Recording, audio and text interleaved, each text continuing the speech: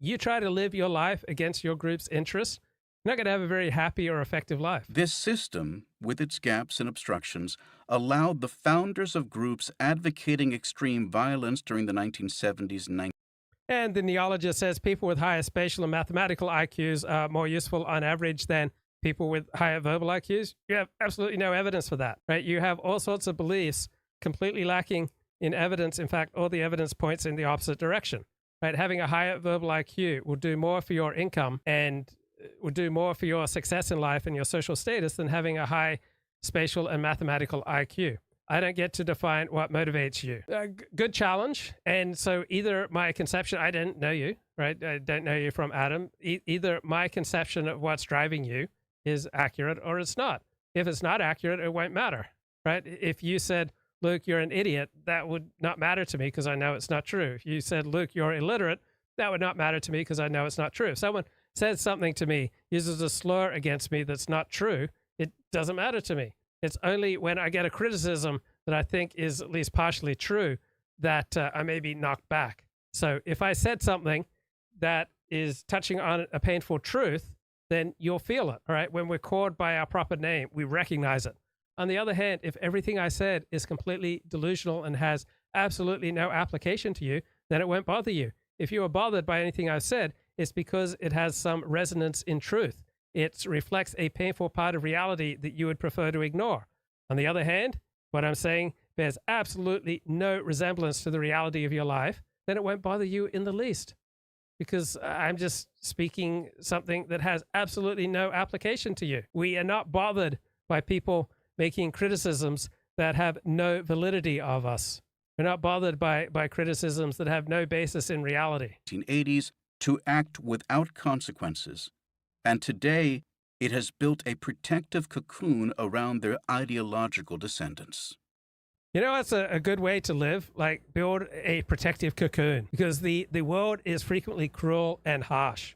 Right? The only civilizations that survive and prosper are civilizations that either have big walls or natural walls. They either have man-made walls or they have natural walls such as oceans. Because otherwise, you start creating something good, all sorts of riffraff will try to come along and free ride on the great thing that you've created. So the only way to maintain civilization is by enjoying big walls. Some of these people now run Israel. In 2022, just 18 months after losing the prime ministership. And why do some of these people run Israel?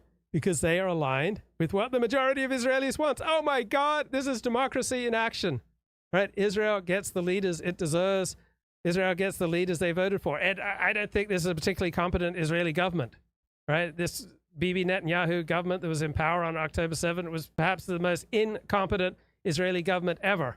But it is the government that the Jewish Israelis voted in. Benjamin Netanyahu regained power by forming an alliance with ultra-right leaders of both the Religious Zionism Party and the Jewish Power Party. It was an act of political desperation on Netanyahu's part.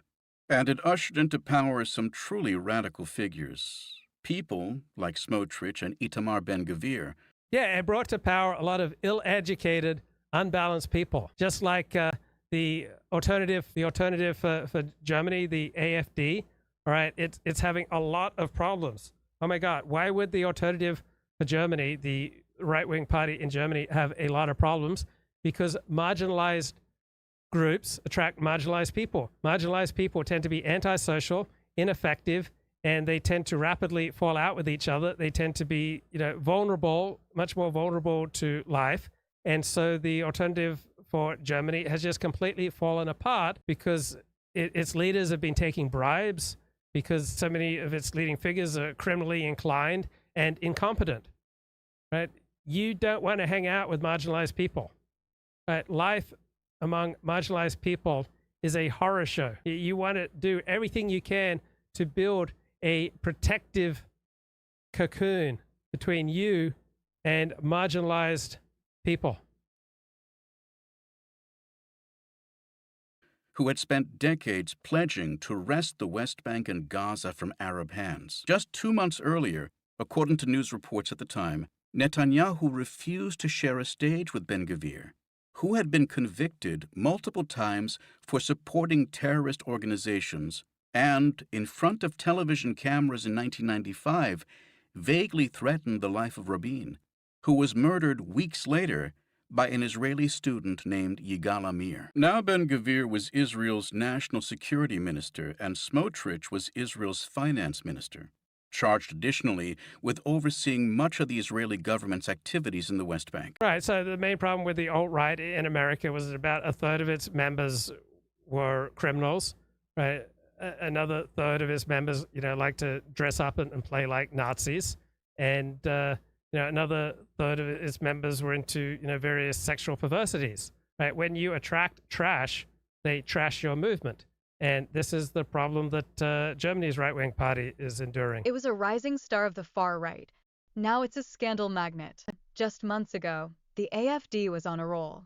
With all-time best poll ratings, the German far-right party appeared headed for record election scores this year, promising to extend a winning streak for nationalist and populist parties across the region.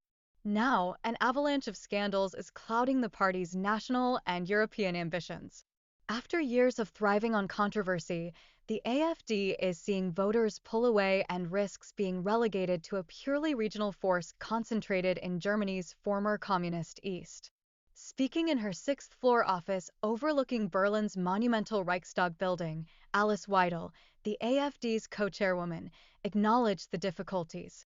Like no other party, we are facing an institutional assault.